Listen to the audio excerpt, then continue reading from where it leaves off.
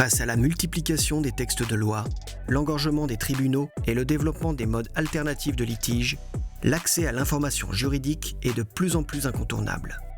Les legal tech, start-up de droit en ligne, se transforment et passent d'un statut de concurrent à un statut de partenaire. La crise sanitaire a conduit l'assurance protection juridique à jouer un rôle important en termes d'accompagnement et d'information auprès des assurés, particuliers et petites et moyennes entreprises. L'information juridique joue un rôle préventif essentiel. Le nombre d'appels en forte augmentation en 2020 illustre l'appétence pour ce type d'information. À certaines périodes, des assureurs ont ouvert l'accès aux services d'information juridique à l'ensemble de leurs clients. Les bases documentaires ont été enrichies d'un chapitre Covid-19 axé sur les problématiques rencontrées par les clients.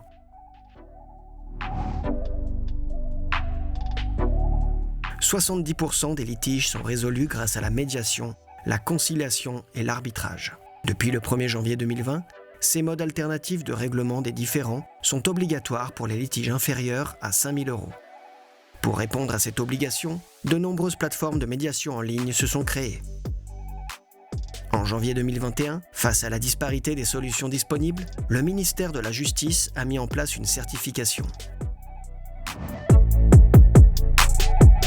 2020 a vu une baisse des créations des legal tech et des levées de fonds, mais ces startups ont su rebondir en proposant aux entreprises et aux particuliers une offre 100% numérique. Elles ont aussi développé de nouvelles fonctionnalités et créé des services spécifiques à la gestion de crise. Certaines ont conclu des accords avec des sociétés d'assurance de protection juridique. Elles deviennent ainsi source de partenariats constructifs en permettant de digitaliser les flux et d'augmenter la satisfaction client. La mise en place massive du télétravail et la faible préparation des petites entreprises à la sécurité numérique ont vu les sinistres pour cyberattaques augmenter. 57% des entreprises ont constaté au moins une cyberattaque et 7% en ont subi 15 ou plus. Le gouvernement a répondu par un investissement massif dans les startups de la cybersécurité et les assureurs ont déployé de nouvelles offres afin de protéger les entreprises et les particuliers.